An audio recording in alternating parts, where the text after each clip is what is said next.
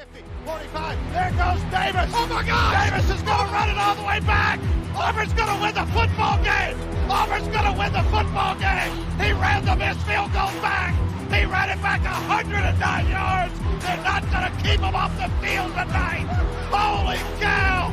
Oh my God! Auburn wins. Auburn has won the Iron Bowl. Auburn has won the Iron Bowl in the most unbelievable fashion you will ever see. Oh, welcome in, everybody, to another episode of The Dream Wager, episode 320. Today is a beautiful day, October the 15th, 2023. As always, I'm your host, D-Rock. E, how's it going, kid? How was your NFL Sunday? Dill, I'm gonna be honest, as a Patriots fan, I'm feeling down, man. So I'm here. I'm not feeling good, but we're here, you know. Okay, then let's take away the Patriot game real quick out of the thing. 21-17, the Raiders cover on just a bonehead. I want to be nice. A bonehead decision by Mac Jones late in the game. They were covering the whole way there.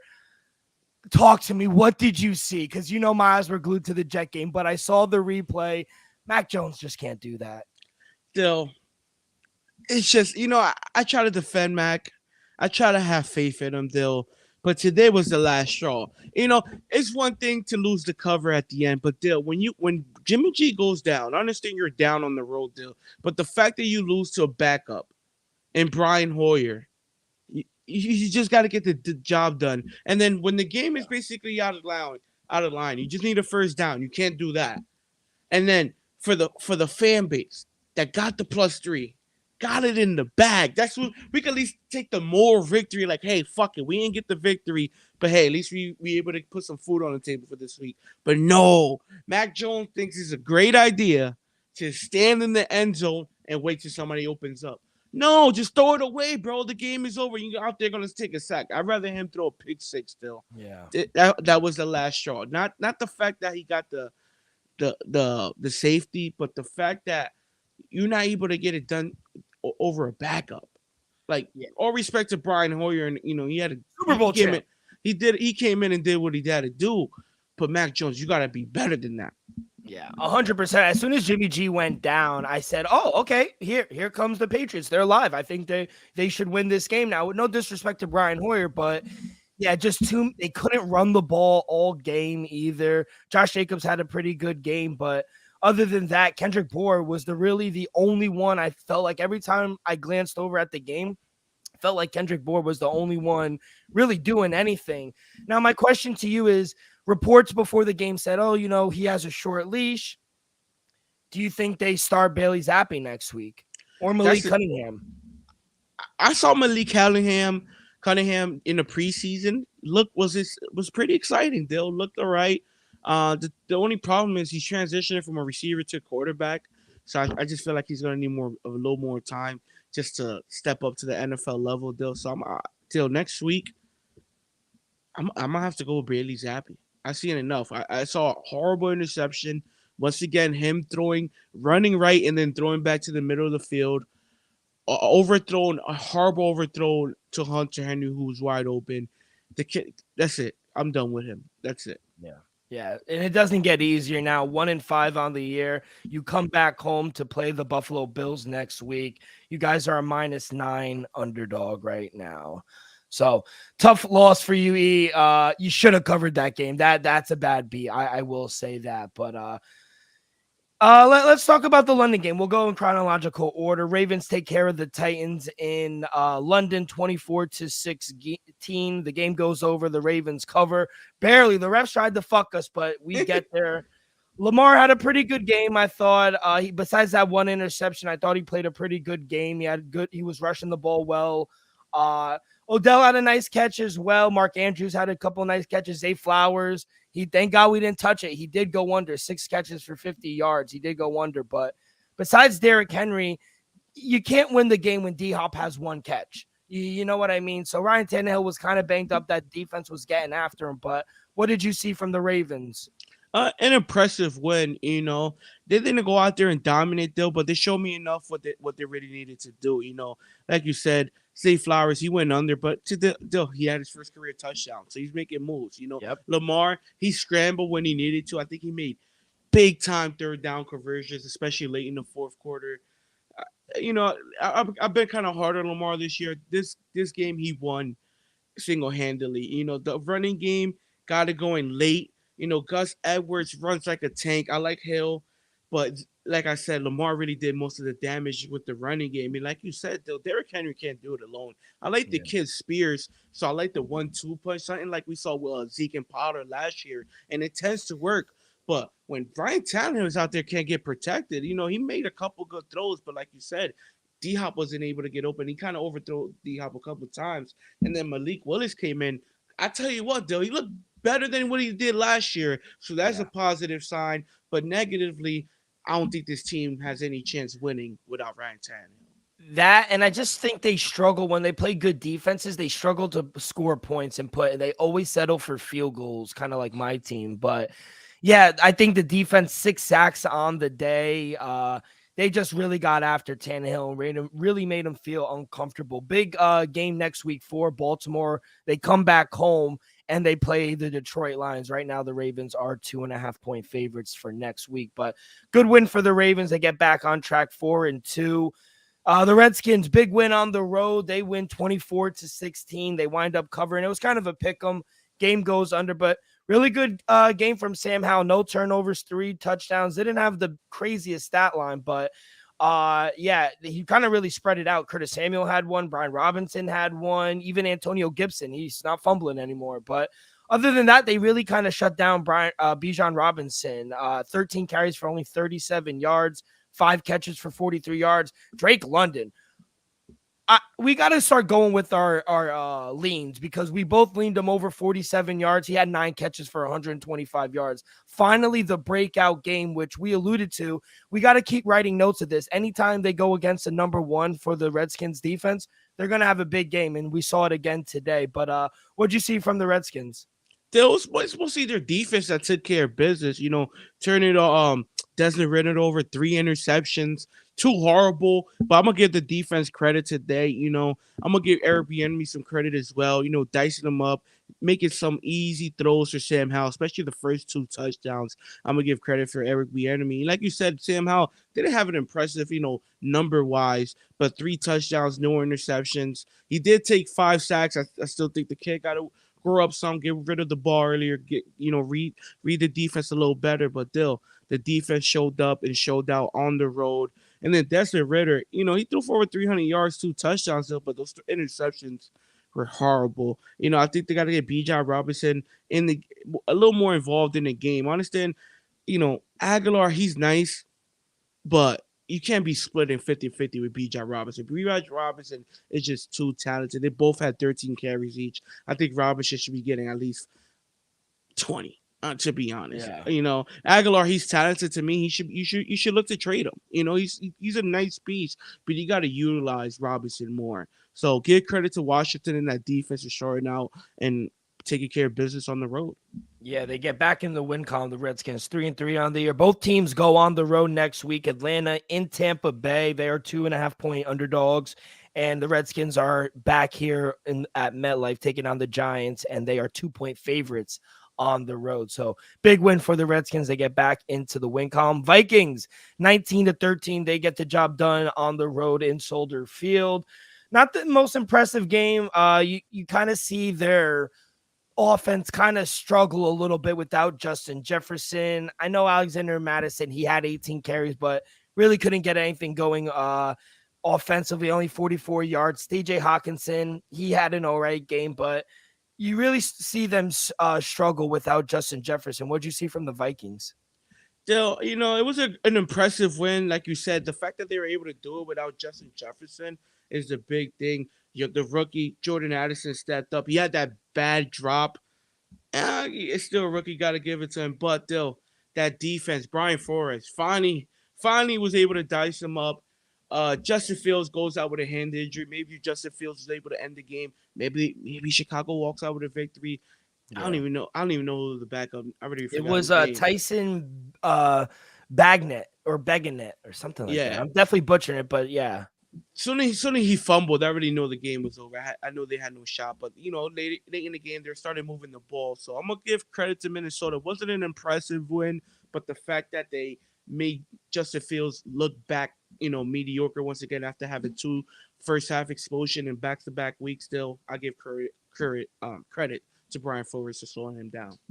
Yeah, I also got to give a little credit to the Bears defense. I think they played a little better than I thought. Mm-hmm. They got to Kirk Cousins a few times, but yeah, once Justin Fields went down, you kind of knew they were kind of done. But the Bears, they're back. They stay home. They play the Raiders next week. They're 2.5-point dogs at home.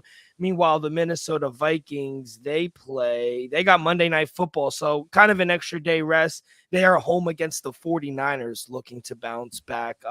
They are 7-point underdogs at home against the 49ers. And let's talk about the 49ers. They get their first loss against a very gritty Browns team on the road, 19-17. Game goes way under. This was kind of the first. I know the weather was kind of bad. They had an opportunity to win the game late. They missed the field goal, but Brock Purdy kind of looked like an average quarterback today. 12 for 27. He was under duress the whole game. Deebo Samuel goes down. Christian McCaffrey goes down.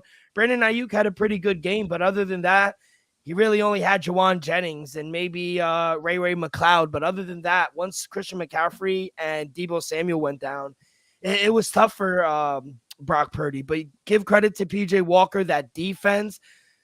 It's hard to win in the league when you turn the ball over, but when you throw 2 picks and you still win the game, you got to give credit to this Brown team, man. Big win at home. Dill, shout out to the Browns in that front, Dill. Showing up and showing out. Brock Purdy finally looks human, Dill. Got to give the Browns credit. I got to give some credit to the weather as well. But, Christian McCaffrey going down, that was huge. Deebo going out in basically the first quarter with the shoulder, that was huge, Dill. And basically, when you lose your main weapons, Brock Purdy look average, Yeah. So you got to give credit to the Browns defense, and you got to give Stefanski. Damn, what's the coach name? I just forgot. Yeah, Kevin Stefanski. Yeah, Kevin Stefanski. You got to give him credit, Dill. Having the bye week, coming in, changing the quarterback, having PJ Walker learn the new offense, and look, walking out of here with a fucking win against the best team in football.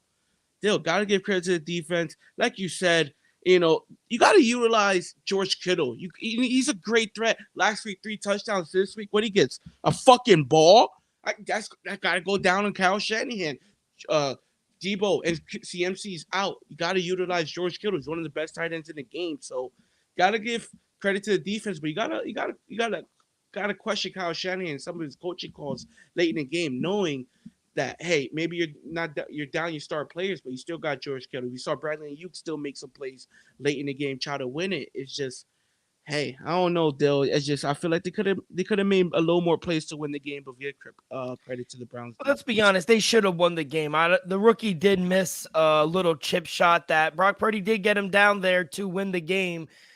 Credit the weather. It's no excuse, but I thought the defense tried to keep the 49ers in the game. They had the 2 interceptions as well. How did you sit Amari Cooper? I did. I'm gonna be honest. I didn't have faith in. We saw PJ Walker had that huge game last year with DJ Moore. Remember they hit that walk-off touchdown on. Damn, I'm trying to remember the team, but he put up 37 points that day. But besides that, he hasn't really had electrifying stats. And then you expected him to perform against the 49ers? No, but you're right. Credit to Kevin Stefanski. Great game plan going in and honestly pressuring the hell out of the 49ers and made them look uncomfortable basically the whole day. So big win for the Browns at home. They moved to 3-2 on the season. First loss for the 49ers. Let's go into Cincinnati. Bengals take the win. They cover. Wow. Another tight game, 17-13. Geno really didn't play that good, I thought. 27 for 41. He had 323 yards, but those 2 interceptions were bad down in the red zone. They really couldn't convert anything. Tyler Lockett had a pretty good day, but they got to convert. And Joe, they really didn't allow anything Cincinnati doing running the ball, but passing the ball. Jamar Chase had a good day, 7 catches for Tyler Boyd. So they weren't able to control him deep in the game late. And Seattle comes out of there with a loss on the road. But what'd you think of Cincinnati now 3-3? Dale, to be honest, this is Geno Smith and Pete Carroll's fault, 100%. Geno Smith with 2 bad interceptions. I'm gonna say 1 really horrible interception. And to be honest, Pete Carroll late in the game, Dale, get the points on the board. You kick the field goal. Your defense, who's been playing great all game, guess what? Gets another stop. Guess what? You kick a field goal, you win the game. You walk out of there 20-17. But no, you want to go for it 4th down. Guess what? He throws a pick. So. I'm gonna go down to coaching, Dale. To me, Cincinnati didn't deserve this game. They didn't really play well enough to win the game, but somehow they snuck it through. Give credit to the defense. Joe Burrow, not impressive. 34 for 35, 185. Started the game pretty good, but kind of slowly worked out of it. The running game never really got going. Only 46 total yards. Still, give credit to Seattle. To me, they did enough to win the game. The head coach and Pete Carroll kind of just fucked them at the end.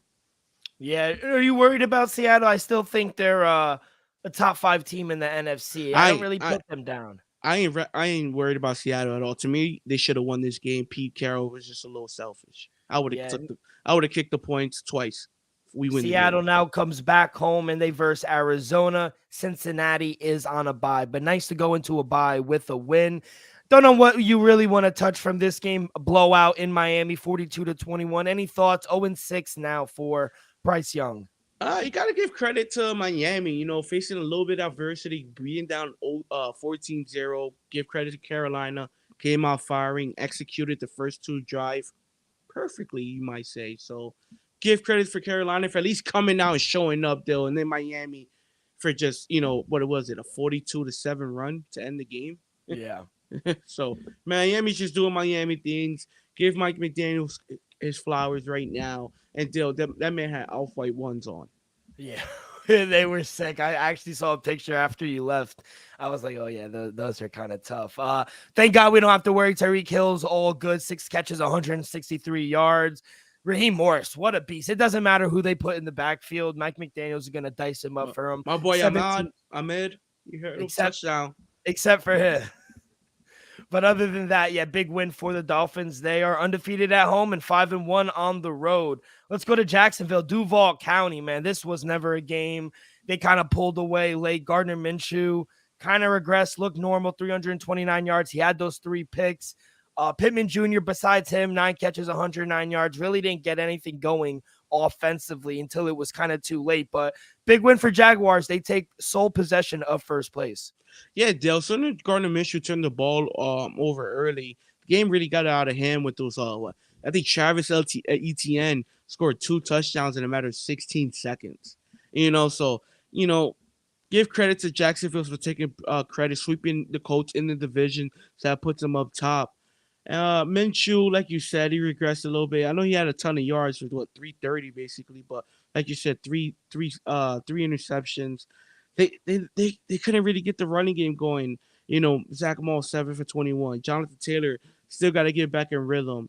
So Trevor Lawrence didn't have a huge day. Like I said, ETN ate him up in the short field. He didn't even have a lot of yards anyway. Their defense just put him in great position all day. So give credit to that defense, Jacksonville, for taking care of business. Yeah, now Jacksonville goes on the road to take on New Orleans Saints. Right now, Jacksonville, kind of a pick, a -1. So if you like them early, we don't really know any injuries throughout the week, but might be a good time, early look ahead to Jacksonville. I do like them in that spot. One of the games we disagreed on, but I get the nod, but I do go 1-1. CJ Stroud goes under for the first time, under his passing yards. Texans take care of business at home, 20-13. Game goes way under. Texans cover. Kamara, 19 carries for 169 yards. I thought Derek Carr played all right. He had 353 yards. He had that 1 interception, but other than that, I just thought Houston made enough plays late, and they made enough stops, especially in the second half, to win that game. So what are your thoughts there? Dale, like you said, Derek Carr played well. The Saints offensively didn't play terrible. I just feel like their defense let them down. Texas ran the ball much better than I expected to. As a team, 120. Didn't see that coming, Dill. Yeah. Surprisingly, their running game got going, and C.J. Stroud finally went under 200 yards for the first time in his career. And For an interception. he took the words right out of my mouth and threw an interception, and they still managed to win this game. So give credit to Houston for just sneaking out a tough victory, Dill. And the Saints, they just kept shooting themselves in the foot, couldn't get those key third down conversions late in the game. Like I said, the defense couldn't get off the field. Give credit to the Houston in that rushing attack for finally waking up in week 6. Elvis, we have breaking news. Can you do the little noise? Da-da-da, da-da-da. Bears quarterback Justin Fields dislocated his thumb today. That was what was wrong. He popped it in under the tent, and when he tried to play, he was unable to grip the ball. X-rays and MRI are negative, but the severity of the damage is unknown. He is week to week. That's should like he should be like 2-3 weeks. I remember when Drew Brees got his thumb dislocated with when he hit Aaron Donald's helmet. That was like 3 weeks. Yeah. Hopefully he'll be all right. Yeah, I say 2-3 weeks. Next game, LA Rams, they take care of business. Slow start again, but they wind up pulling away. They wind up covering the 7. Game goes under the total as well. Matthew Stafford, 15 for 24, 226 yards. No turnovers today. But, man, they just ran the shit out of the ball with Kendrick Williams. Every time I saw the ball, I was like, dude, he had 20 carries for 158 yards. He had a touchdown as well. Cooper Kupp, they were not able to guard him. 7 catches for 148 yards.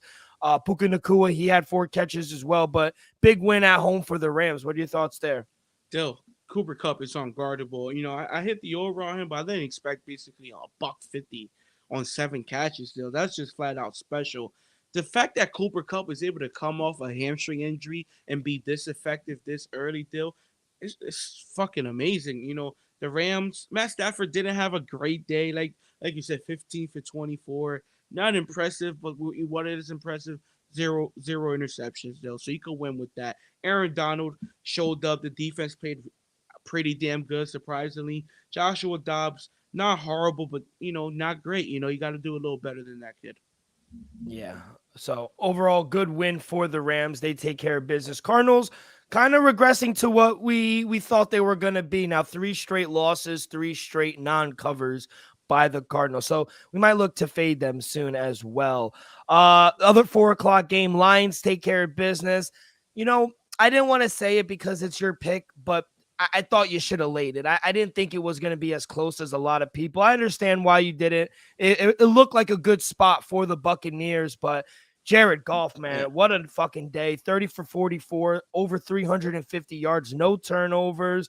They didn't really run the ball, but when Amon-Ra St. Brown catches 12 balls for 124 yards, you really didn't need to. Jameson Williams, it was nice. He got his touchdown. He got involved as well, but yeah, overall, I thought it was a great win on the road for the Detroit Lions and a very pesky Tampa Bay Buccaneer team. What'd you think of the Lions?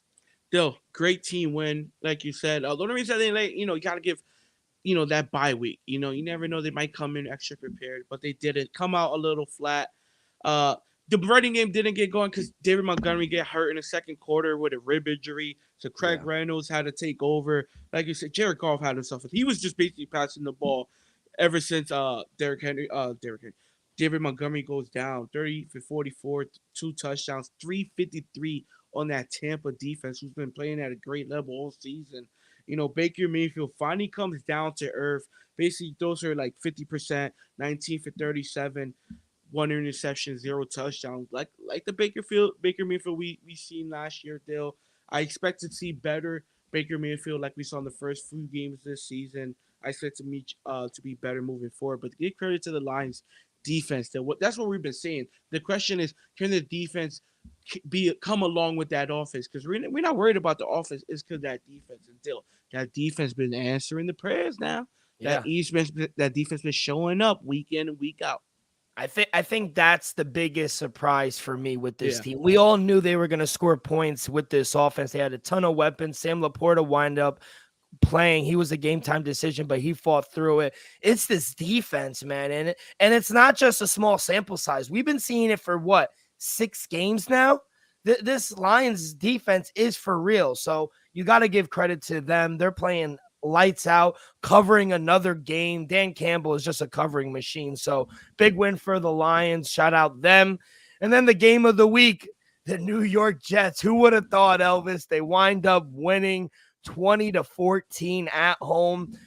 Ugly game, another slow start for the Jets, but they get 9 points in the second quarter, and our defense just strapped in the second half like they always do. They got pressure. They didn't really get the sacks. Speaking of sacks, that was the one thing that Zach Wilson, I thought, did wrong. They didn't turn the ball over another game. That's a positive.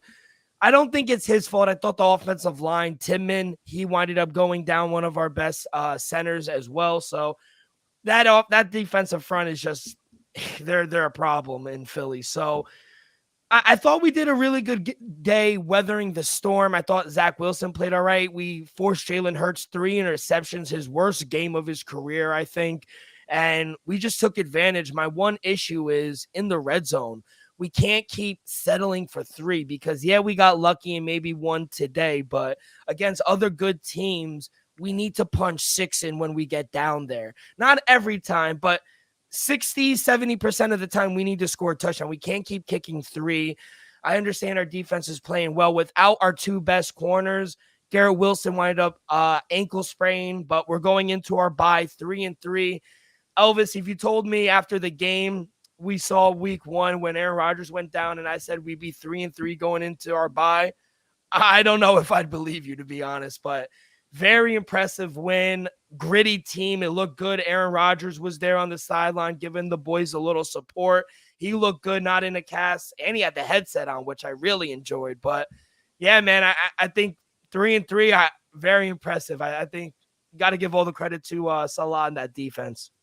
Still, give credit to Robert Saleh and that defense, turning Jalen Hurts over 3 times. 3 great design interceptions. Still, one he kind of forced one, but the last one there was crucial. Still, give credit to that defense. Like you said, Jalen Hurts, I think that ties his career high, most interceptions thrown in the game. The running game never really got going. Jalen Hurts, it's a bad sign when Jalen Hurts leads the team in rushing. DeAndre Swift, I think he did a great job, Dale, holding him to just under 2 yards a carry at attempt, Dale, 10 for 18. AJ Brown, AJ Brown's unstoppable. Yeah. I think he has a active streak of 4 straight games with 125. He's the only one in Philly history to have that. Dill, he's just at another level, Dill. And then the Phillies defense, Dill. I know you get frustrated that you can't punch it in the red zone, but that Philly defense, even with the injuries, fucking was pretty damn good, Dill. And I gotta give credit to Zach Wilson, like you said. He took a couple of bad timely sacks still, but no turnovers. A buck 186, 19 for 33. Made some good throws when he needed to. Zipped it in when he needed to. Dill. Your boy Garrett Wilson, even with a bad ankle, had himself a huge day. The Tyler Clocken caught that timely third down conversion. Dill. Breece Hall, another huge rushing day. Dill. This just, like I said, their defense is going to keep them in every game. They're going to turn the ball over. They're going to keep him in grit. It's just, can Zach Wilson throw for around 200? A touchdown and no turnovers. That's the key, Dill. No turnovers and around 200 passing yards. I hope so. I mean, if our defense, we're going to get healthy. We got our offensive line, Duane Brown. He's coming back next week after the bye. So hopefully we get a little healthy after the bye. But yeah, really good win. I loved Quinnen Williams getting that interception, but it was amazing, man. I really enjoyed it. Garrett Wilson toughed it out. We weren't really able to run the ball, but neither were they. So, I don't know. I really was impressed by the resilience of this team because some of the play calling was questionable. Down in the red zone with Hackett, that bootleg, I don't like that play at all. It went right into Hassan Reddick's lap. So big win for the Jets. They 3-3, but our division keeps winning, so we're really not covering too much ground. But overall, really good NFL Sunday for us. Elvis, my record so far on the day is 5-4 with no play on Sunday Night Football between the Bills and the Giants. But we got 2 plays on Monday night for you guys. Elvis, how did you do today? Right now we're 5-6 still. We're looking to go even on the day with tonight with Buffalo minus the 15. Huge spread, but I'm confident with Buffalo in the blowout. Okay, enjoy that. Hopefully it should be a good game. Kickoff starts in about 10 minutes. But Elvis, let's get into our plays for Monday night. Chargers hosting the Cowboys. Cowboys road favorites on the money line. Short pick 'em -1.5. If you want to take them on the money line, -126, +108 for the home dog. Over under is at 50.5. We'll start with the side.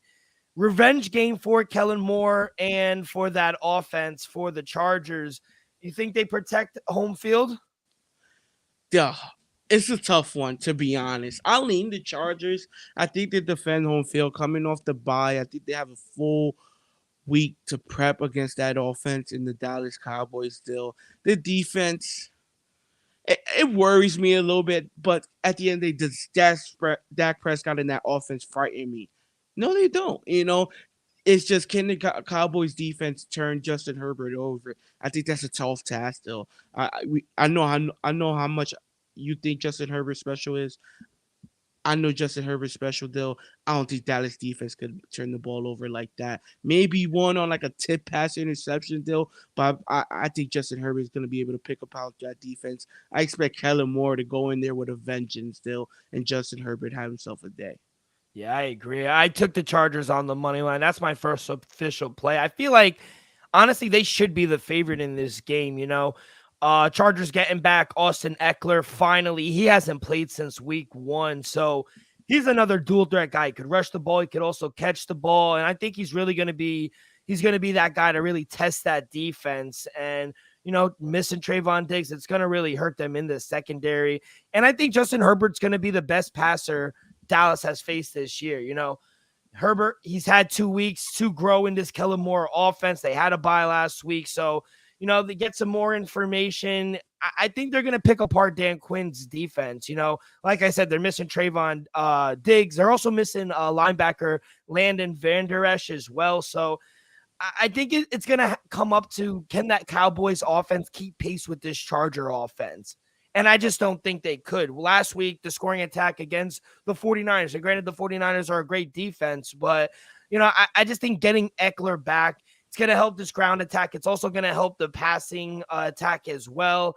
And the Dallas defense, they allow the second highest success rate on the ground. Now getting Austin Eckler back, I just think this is a tough task to handle on the road. Give me the Chargers straight up. I think this is a big game for them at home. Now let's go to the total. Like I said, it's at 50.5. It's climbed up. It's at 51 in some places as well. So total is increasing. I feel like this is going to be a shootout. That's kind of my lean. How do you look at? Do you agree with the line movement? Dill, yes. And Dill, for the first time this season, give me the over 50.5. Dill. Total Elvis. Elvis is coming through with a total deal. Like I said, it's hard for me to come down with a side because I do think Dallas could show up on the road. Especially a tough loss last week, Dill. But the Chargers, man. Like I said, I think Justin Herbert and Kellen Moore are just gonna plan something and dice up that defense. Still, I think it like you said, it's gonna be a revenge game. I think Justin Herbert. I understand no Mike Williams. I understand Joshua Palmer is questionable, though, but Keenan Allen is still there. Like you said, Austin Eckler is coming back. He's such a dual threat. I expect him to be more involved in the passing game than even in the running game, to be honest. So, still, with that being said, give me the over 50.5, and I'm going to give you a final score. I'm going to say 31-27 Chargers. Love it. Total Elvis. I never would have thought you would be coming in with the totals, but I love it. I agree. I think the over is the right play. Like I said, I think it's going to be a shootout. The Cowboys come into week 6. They've gone over in 3 of their 5 games this season. Chargers, they're 2-2 to the over. So it's either a hit or miss for them. But I think they're going to take this game personal, just like how we saw the Jets take their little revenge Hackett Bowl kind of serious for Coach Hackett. I think the Chargers are going to take this personal for For Kellen Moore, excuse me. So I agree. I like the over. Now for player prop wise, we got a lot of talent we could go to. We got tight ends. We got running back Austin Eckler coming back. We got Dak maybe throwing a pick.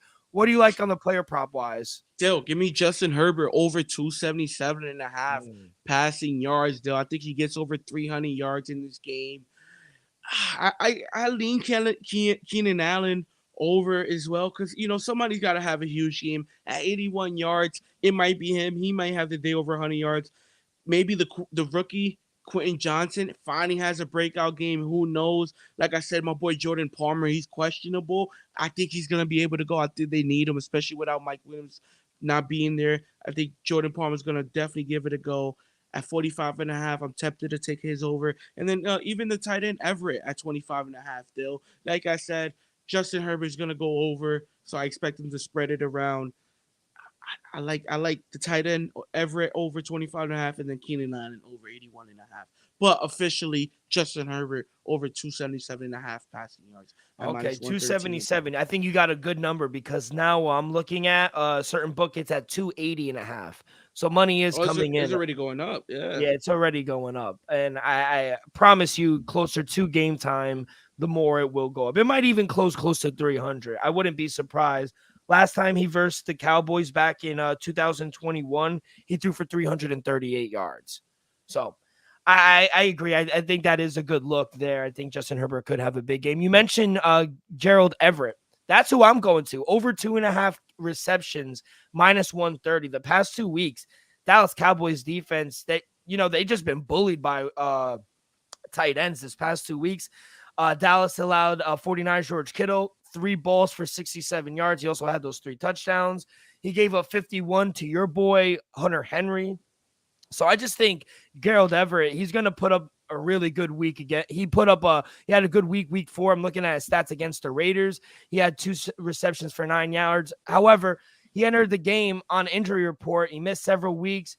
So, given the weeks off, I think he's feeling a little better. His role has obviously increased since the injury to Mike Williams. He's out for the season. So ever since week 3, his snap count, he's been targeted more. He was targeted 6 times last week in Minnesota. He was lined up 45 times in week 4. So his percentage jump is going up. His snaps are going back. So I just think in those short-term intermediate passes, I think they're going to look, and I think he's going to deke and duck right over that Cowboys defense. So my only second official play and only player prop is I'm going to go Gerald Everett over 2.5 receptions at minus 130. Any other plays or leans you have for Monday night, kid? Still, I'm tempted just because we know I have a feeling they're gonna be playing from behind. Dak Prescott over 1 interception, they were over a half, but it's a little chalky. Minus 148 is up there. Maybe it was like minus 125, minus 130, smash it. But at minus 148, I think the people know it's most likely gonna happen though. Yeah, but Elvis, I appreciate you. Good luck. Let's end the week on a winning note. Let's win tonight and then win on Monday night. We'll get back into the win column. But before we get and continue our NBA previews, Northwestern Vision, we got the Denver Nuggets, the defending champs. So quick word from our sponsor. We are brought to you by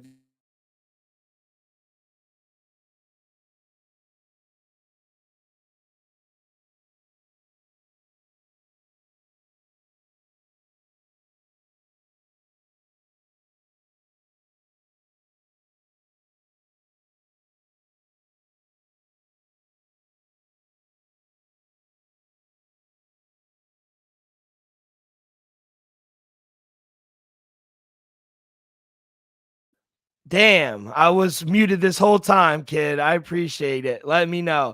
Yeah, we're presented by Viva Tequila Seltzer, the most refreshing hard seltzer on the market, hands down. It's no wonder why Viva was voted #1 hard seltzer in the world by San Francisco World Spirit Competition. With only 88 calories, 0 carbs, 0 sugar, and a light 4.5 ABV, Viva is the perfect drink for your post-game celebration, as it was created with the active lifestyle in mind.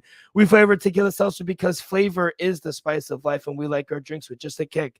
just like how we like our lives, whether it's Huckleberry playing a round of golf with the boys or an elderberry watching Monday Night Football. It doesn't matter. Our favorites pair perfectly with the Artisanal Blanco Tequila for that subtle and refreshing drink. Our belief here at the Dream Wager and at Viva is to live long, live well, and live it up.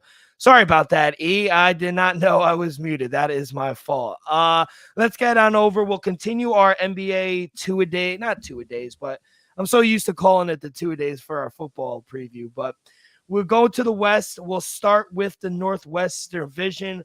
Really good division, I think. You got the defending champ, Denver Nuggets, a very interesting Timberwolves team, a young OKC team, maybe a better Utah team than people think, and then obviously a rebuild in Portland. But let's start with the Denver Nuggets, Elvis. Their win total right now is sitting at 53.5.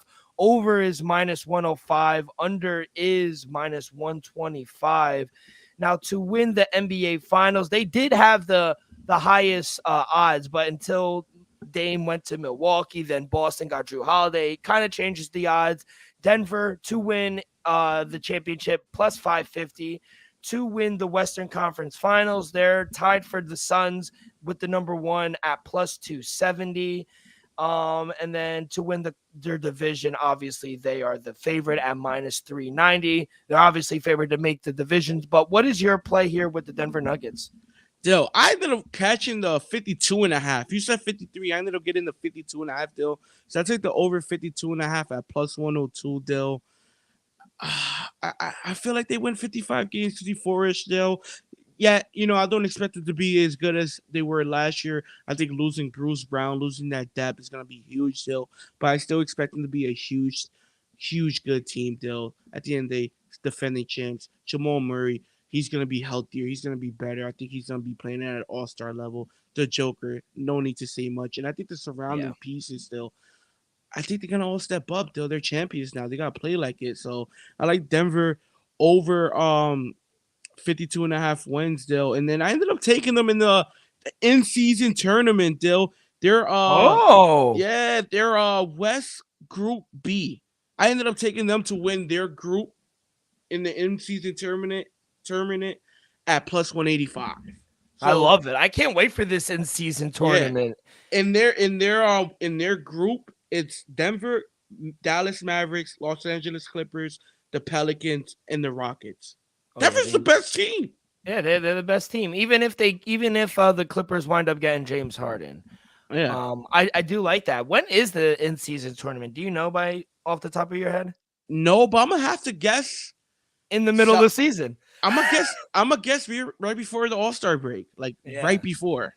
I can't wait to handicap that. It should be very interesting. Yeah. But for me with this team, I like the over. I got 53, but if you're saying there's 52.5, I'll have to shop around. But yeah, I like them to go over, and I like them to come out of the West at plus 270. I think healthy wise, they're going to be better than the Phoenix Suns, because I think the Phoenix Suns are going to get they got the injury bug. Let's just be honest. But they won the champ. They were the champs last year. But I don't want to say they got lucky, but they didn't have to verse Boston or Milwaukee in the finals. And I think that's not going to be the case this year. So that's why I didn't push all my eggs in that basket. So the expectation is very high with this team. As long as Joker, Jamal healthy, and Michael Porter Jr., as long as they're healthy and they're playing at this level, they're a championship or bust team. It is what it is at this point. I just think the Joker, he's really good. And I think they could, if they win, they could capitalize on almost maybe being the next dynasty. I think they got some major tests, and we'll see if they could beat a Boston or a Milwaukee team. But I think they should be the lone favorite. They are the champs. Yeah, they lost Bruce Brown, but I don't know if it's going to be as big of a loss as people think. But I think they have another big year. I'll take them to win the West, and I'll take them to go over their win total. Let's go on over to Minnesota. The Timberwolves, their over-under wins is at 44.5, minus 110 both ways. To win the division, they have the second best odds at plus 550. To come out of the West, they are kind of down there. They're at 29-1. to make the playoffs. Let me see that real quick for Minnesota. I don't have everything in front of me. I apologize. To make the playoffs, minus 146. To not make the playoffs, plus 114. How do you like this Minnesota team this year, kid? Dill, I like them a lot, Dill. Give me Minnesota over 44.5 wins, minus 110. Give me Minnesota to make the playoffs at minus 146, Dill. And you heard it here first. Give me Anthony Edwards, the Ant-Man, to give me MVP at plus 3,000, Dill. I think Anthony Edwards takes that next step, become an all-star, takes that elite level, and Dill. I think I give him a shot to win the MVP. You know, I'm gonna definitely have a few MVP picks. So I'm not just say, oh, Anthony Edwards is gonna win it. All I'm gonna say is I'm gonna give out about 3 to 5 MVPs. Anthony Edwards is one of them. Give me Anthony Edwards to win the MVP. Real quick, I want to ask you before I get into my plays. Do you think this is Anthony Edwards' team or Cat's? Because I think Cat is the better player, but I think the way and the dog that Anthony Edwards has, it's kind of his team. Who make more money? I think Cat. No, Anthony. No? He's got that 260. He just got that. I don't know. I don't know. No, I know, but I feel like this year, like coming into the season is to answer your question. At this very moment, walking into the season, it's Carl Anthony Towns' team, no, without a doubt. But come All-Star break, it's Ant-Man's team. I hope he takes it. I hope he takes that leadership role. It's like. Well, I'm not gonna. It's not compare. It's not compare, people. But all I'm saying is Ant about to Kobe. He about to Kobe him. That's all I'm gonna say. That's all I'm gonna say. Ant's not Shaq. I mean, Cat's not Shaq. But Ant about to Kobe him. That's all I'm gonna say. I feel like this Timberwolves team is kind of like the Bills in the sense where they can't get over this hump. You know, they made the playoffs in back-to-back seasons, but obviously the goal's to take that next step. You know, get to the Western Conference Finals, get to a change because they have talent. Obviously, like you said, Anthony Edwards, he's a rising star. Karl Anthony Towns, when healthy, he's really good. So I feel like they should be able to go through the West, you know, without really sinking too much. You know, we'll really see it. It's going to take time, but I think this year they need to take that next step. They need to finally win a playoff series. Like I said, they've been knocked out of the playoffs in the first round exit in back-to-back seasons. So they got to, I know they got the Denver Nuggets in their division, but you know, Edwards, he's their franchise star. It's time for the rest of the roster to kind of pull their own weight, in my opinion. Rudy Gobert, I don't think he's lived up to the trade, to be honest. So I think another first round exit would kind of be disappointing if I was Minnesota, but I do think they'll make the playoffs. So I'll take them to make the playoffs at minus 146, and I'll take them to go over their win total, 44 and a half games at minus 110. Let's go on over to a very fun team, the Oklahoma City Thunder. Oklahoma City Thunder, their win total is another one, 44 and a half. Minus 110 both ways for the OKC Thunder to make the playoffs. Minus 128, yes. Not to make the playoffs is plus 100. Now, they have the third best odds to come out of the division at plus 600. To come out of the West, they are 29-1, just like the Minnesota Timberwolves. So, very young team. They get Chet Holmgren back. What do you see for this Thunder team? Dill, I like this Thunder team. I expect high volume from them. Like you said, Chet Holmgren going back. Don't know exactly what to expect from him, Dill, but remember, he's a top 3 pick. He's like 7'2". I expect him to come in straight in and make some noise, Dill. I expect him to have a pretty good season. Not for none. Shai Alexander, Dill, he's special. I think this team is just loaded with young talent, Dill, and I honestly think they can make a noise in the Western Conference, Dill. So give me the OKC over 44 and a half wins, minus 110. Give me OKC to make the playoffs at minus 128, Dill. Give me OKC to win Group C at plus 410, Dill. And guess what, Dill? Just because first one ever, I think it's going to be a young team to win it. I think they're going to be like, fuck it. Why not just go all out? Let's win something. Give me OKC Thunder to win the in-season tournament at plus 2,400, Dylan. Who's in their group? Group C. Hold on. Let me go back because I don't have that on tap. But give me 1 sec, Dill. 1 sec. Oh, In you're Group good. C, we have Sacramento Kings, the Golden State Warriors, the Minnesota Timberwolves, the OKC Thunder, and then the Spurs. A little tougher, a little tougher group. I'll say that, but I don't think it's out of the realm. I think if the Kings kind of fumble, if they could beat up, in which they kind of will I always. look I look at it like the Warriors ain't gonna take it serious. They're worried about championships. I feel like some of these Yeah, teams ain't gonna take it serious. The Kings might. The yeah. Kings might. But I feel like the Thunder just like fuck it, we're young. We're just gonna keep playing high minutes and we fuck around might win it. I just feel like Yeah. they're just gonna go all out and try to win it. I think that's the hardest thing to handicap going into this. Who's going to be taking it serious and who's really not? Who's going to be looking towards the playoffs and who is just trying to win an in-season tournament? So I think that's a good way to look about there's some of their futures for these teams. But I agree. I like their win total. I like them to make the playoffs as well. I think this is a very fun team. Like I said, getting Chet Holmgren back, he should be healthy, should give him kind of a boost. Based on their odds, Vegas is telling us that OK should be a playoff team, -128. So you have to wonder, I guess. My only concern is how realistic are these expectations for such a young team, especially since, now going more of the attention is going to be on them. People know they got a lot of young talent. You got Giddy, you got SGA, you got Holmgren, you got Dort. You got a pretty good team, The so two Williams. Exactly. They were able to, I feel like, sneak under the radar last year. I don't think they're going to be sneaking under anybody's. I think people are going to be alert when they verse OKC. So I agree. I think they're a year or two away, but I think they're on the right track. So I agree. I like the over for them, and I like them to make the playoffs. Let's go over to Utah Jazz. Their win totals at 35.5. Over under is -115 toward the over, -105 towards the under.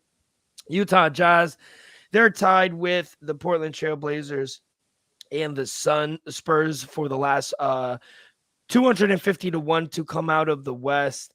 The Utah Jazz, they have the fourth best odds to come out of the Northwest at 42 to 1 to make the playoffs. The Utah Jazz, they are +410 to make the playoffs, -670 not to make the playoffs. Elvis, not really a lot to choose from, maybe besides in season tournament. I haven't really looked at that, but win total, what are you looking for with the Jazz? Still, I'm gonna go over it, just because this team still has some talent, they overachieved a little bit last year, kind of fell off in the second half. And that's what I expect them to do, though. I expect them to overachieve in the first half once again, and sneak up on some teams, They're surprisingly good. They're loaded with young talent. They got draft pick for years. So I like this team. It's just they're just a superstar or two away. Can they get to that level? Maybe down the road, but they got young talent, and that's what you need, So give me the over 35.5 wins, I think they get to like 38, maybe even 40, but they're not a playoff team. Yeah, I agree. I don't think they're a playoff team at all, but I think, they started with a bang last year. Remember, we were backing them as underdogs, but then they kind of like plateaued during the middle of the season. But despite that, they still finished the season with 37 wins, and it looks like, looking at their roster, they have a lot of pieces. Lauri Markkanen, he had a breakout year. He's a stud. He's an all-star. He was an all-star. Exactly. Walker Kessler, I think he's a solid center in the league. I like that they extended Jordan Clarkson. He's a bucket. And I like them bringing in John Collins, extra depth, extra rim protection down low. It was kind of like a low-risk, high-reward move, in my opinion. You didn't really have to give away too much, and you get a nice piece in Collins. So I think this Jazz team can be like a pesky team in this division. The rebuild obviously isn't complete, but I feel like it's trending in the right direction heading into the season. So I think they could shock some teams, and they definitely improved from last year, and they won 37 and the win total went down. So definitely got to go over their win total at 35.5 wins at -110. But yeah, don't think they're a playoff team just yet. And then quick. And give me Utah to make the in-season tournament. You just gotta be a top 8 seed to make it, Like I said, like we agreed.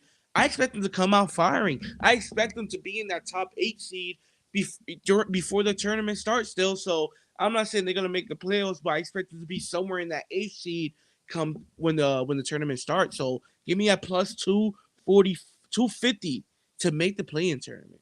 All this plus money, Elvis, tonight. I Yeah, love it, kid. come on Let's now. go to the last place team. No pun intended. The Portland Trailblazers. Their win total is at 28.5. Over under is at minus 110 both ways to make the playoffs 11-1, not to make the playoffs 40-1. To win like I said, they have the last place odds to come out of the West 250-1, and they have the last place odds to come out of the division at 80-1. I guess the only thing we could really take advantage is the win total. It's sitting at 28.5. Kind of a rebuild year for the next few years for this Trailblazer team. What are your thoughts on them? Still, this Trailblazers team, the future, guess what? It's kind of bright, I like the team. You got Simons, Jeremy Grant. Hopefully, Scoot Henderson could turn around. You got Ayton. Got a pretty good lineup. I like the team better when Holiday was in there. Now they traded him away. But you got some pieces. Could Ayton, say what you want, him in the playoffs, but he's a borderline all-star. He's a solid. He could give you 15 and 8 a night. He could give you that. Scoot Henderson, sky's the limit. Simons, I like what I saw from Simons. Chauncey Billups as a head coach, I like him as a head coach still. You were a little out on him last year. Let's be honest. No, but I like him as a head coach. So at the end of the day, I just feel like they could have been a little better than what as they were constructed last year. That's all. So with that being said, give me the over 27.5 wins. I think this team gets to about 30, maybe 35, but not more than that. Yeah, it's definitely different expectations when it comes to this team. But, I think the overall thing they have to figure out is who's going to fit to what Chauncey Billups wants to run and who doesn't. They got Grant Williams. They did get Malcolm Brogdon, but I've heard rumors that they're actually potential trade chips. We'll see if they're on the move. But, I think the Blazers are in a decent spot when it comes to their future assets. They traded away Damian Lillard. They rerouted Drew Holiday, like you mentioned. So if this group can build a solid foundation around those young guys and those draft picks, I feel like the future can be successful. I think it's going to be a few years. First one we disagree on, but I'm actually going to go under. I think they're a few years away, maybe 22, 24 type of wins, but we'll see. I hope Scoot is good. The kid is a baller. We'll see if he kind of, takes the leadership role at a young age. But, he has veterans that kind of could guide him through the season. But I think it's a project moving in for this team. So I'm actually going to go under. But, yeah, Elvis, we were kind of the same. A lot of plus money was given out today. I like it, kid. Still, you got to try. You got to also have some fun with the features, Like I said, going to throw a couple MVPs out there. And I kind of want to, get excited for the in-season tournament. So how am I going to get excited if I'm not betting it? So what? Let's throw a little bit of money on it. That's all. I'm not saying throw a bankroll on it. I'm saying throw a little bit here, throw a little bit of there, plus 2,400 OKC to win it. I love it, kid. On Wednesday, we will take care of the Pacific Division. I think that might be the one besides the Atlantic Division. I think this might be the best division. You got the Kings, you got the Suns, Clippers, Warriors, Lakers. So Wednesday, we will have our futures there. It will all go down Wednesday.